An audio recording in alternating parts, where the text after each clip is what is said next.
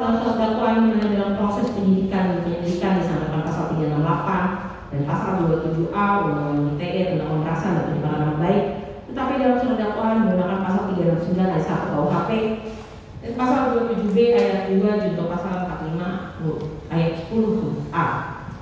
Jawaban penuntut umum bahwa terdakwa Nikita Mirzani telah melakukan tuduhan serius dan tidak berdasar terhadap penuntut umum dengan mengatakan adanya perubahan pasal dari penyidikan dan penyelidikan yang disangkakan pasal 27A UU ITE tentang pemerasan dan pencemaran nama baik berubah dalam surat dakwaan di 27B ayat 2. Tidak pernah ada persangkaan pasal 27A UU ITE yang disangkakan kepada terdakwa Nikita Mirzani. Penuntut umum pastikan tidak ada satu bukti pun yang dapat menguatkan argumentasi pembelaan terdakwa Nikita Mirzani, sehingga hal tersebut hanyalah sebuah pernyataan dari terdakwa Nikita Mirzani yang tidak dapat dipertanggungjawabkan kebenarannya. Bahwa terdakwa Nikita Mirzani sudah tidak mempunyai ide lagi untuk membantah dakwaan dan tuntutan dari penasihat dari penuntut umum dengan bukti-bukti yang meyakinkan, sehingga asal aja mengarah argumentasi dengan tujuan untuk mengelabui persidangan. Yang mulia ini perlu penuntut umum tegaskan kembali bahwa untuk materi nota pembelaan atau pledoi terdakwa Nikita Mirzani tersebut sudah disampaikan sebelumnya pada materi eksepsi, yang dalam hal ini seharusnya penuntut umum tidak perlu lagi menanggapi. Namun dikarenakan penuntut umum berbaik hati untuk mengedukasi terdakwa Nikita Mirzani, khususnya penasihat hukum, maka dengan ini kami akan menguraikan kembali mengenai asas dominus litis atau penegalikan. Bahwa terdakwa Nikita Mirzani masih mengulang keberatan dengan substansi dalam perkara akuo. Dalam hal ini pendapat kami penuntut umum masih sama dengan pada pendapat poin sebelumnya.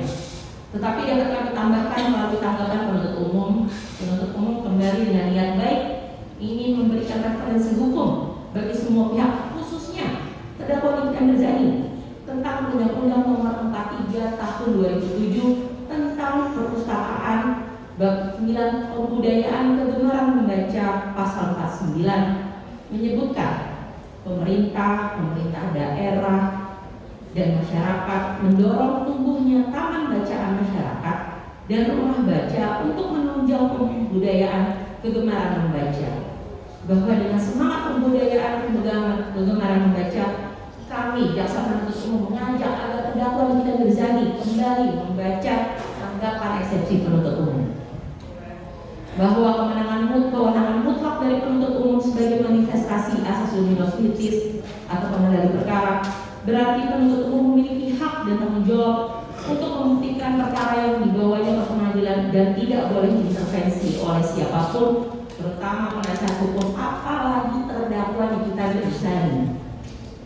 Bahwa kewenangan penuntutan diatur dalam pasal 137 sampai dengan pasal 144 KUHP tentang pasal 144 KUHP adalah khusus mengatur tentang perubahan surat dakwaan oleh penuntut umum yang memberikan hak serta kewenangan kepada penuntut umum untuk mengubah surat dakwaan sebelum sidang pengadilan dimulai, baik untuk menyempurnakan maupun untuk mencabut penuntutan, dan perubahan ini hanya dapat dilakukan satu kali selama lambatnya 7 hari sebelum sidang dimulai. Bahwa putusan Mahkamah Agung nomor 47 tanggal 28 Maret 1957 yang menyatakan bahwa yang menjadi dasar pemeriksaan oleh pengadilan ialah surat tuduhan atau surat dakwaan dan bukan tuduhan yang dibuat oleh polisi atau berkas perkara. Begitupun secara ekspresif verbis dinyatakan dalam pasal 182 ayat 4 Undang-Undang 48 tahun 1981 tentang hukum acara pidana, yang pada pokoknya menyatakan musyawarah terakhir untuk mengambil keputusan harus didasarkan pada surat dakwaan dan segala sesuatu yang terbukti dalam pemeriksaan di sidang. Bahwa penuntut umum dalam kesempatan ini ingin berbagi ilmu pengetahuan kepada terdakwa Nikita Mirzani tentang sebuah asas dominus litis yang melekat pada jaksa yang selama ini mungkin belum pernah terdakwa pelajari. Bahwa asas dominus litis berarti jaksa penuntut umum adalah penguasa dan pengendali perkara atau pihak yang memiliki kewenangan penuh untuk menentukan apakah suatu perkara pidana akan dilanjutkan ke pengadilan atau tidak. Asas ini menegaskan bahwa jaksa memiliki kendali atas jalannya suatu perkara, mulai dari tahap penyidikan hingga persidangan.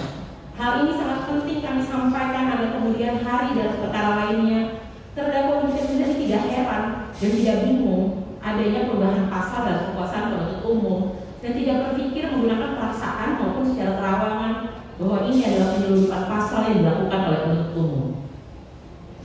Dengan dasar 144 Undang-Undang Nomor 8 Tahun 1981 tentang Hukum Acara Pidana dan Asas Dominus Litis, maka kemudian penuntut umum memiliki hak dan kewenangan untuk menentukan pasal mana dalam surat dakwaan yang sesuai dari hasil pemeriksaan berkas perkara, baik dari keterangan saksi, keterangan ahli, surat, petunjuk, keterangan terdakwa, alat bukti elektronik, dan bukti-bukti lainnya, sehingga dalam menentukan pasal dalam surat dakwaan, penuntut umum tidak terikat oleh laporan polisi, sehingga berkas perkara hasil penyidikan menjadi pasal 39 KUHP sangat sesuai dengan fakta-fakta pemeriksaan.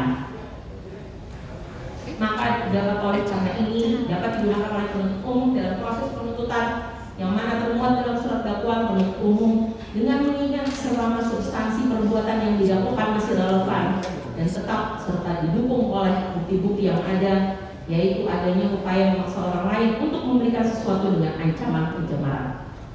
Bahwa berdasarkan uraian di atas, nota pembelaan atau pledoi terdakwa Nikita Mirzani yang menyatakan jasa penuntut umum merubah pasal dalam surat dakwaan haruslah tidak berdasar dan haruslah ditolak.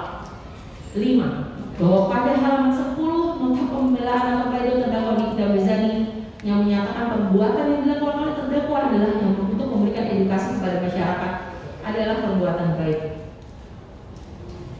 Bahwa terdakwa Nikita Mirzani yang merupakan public figure pada pokoknya tidak memiliki kapasitas dan kompeten untuk melakukan edukasi mengenai skincare kepada masyarakat. Terdakwa Nikita Mirzani juga tidak melakukan hal tersebut kepada pihak yang berwenang, dalam hal ini adalah BPOM. Namun, terdakwa Nikita Mirzani yang memiliki followers akun TikTok sebanyak 7,6 juta, melebihi followers akun TikTok milik saksi Reza Gladys, yaitu sebanyak 6,9 juta, memanfaatkan hal tersebut dengan menjelek-jelekan produk dan pribadi dari saksi Reza Gladys. Bahwa dalam penelusuran yang dilakukan penuntut umum tentang latar belakang terdakwa Nikita Mirzani, ditemukanlah satu buah video wawancara eksklusif yang ditayangkan pada 11 Januari 2022 di akun YouTube Kick Andy Show dengan berjudul Kick Andy Double Check, Mengapa Boykot Nikita. Dalam pembicaraan tersebut terdapat pembicaraan sebagai berikut. Nikita, enggak, tapi kalau aku tuh tipikalnya kalau misalkan marah itu memang langsung mengungkapkan gitu, tapi besoknya itu udah biasa aja. Terus menurut aku sosial media itu kan sekarang jangkauannya tuh luas banget ya. Ketika kita bikin sesuatu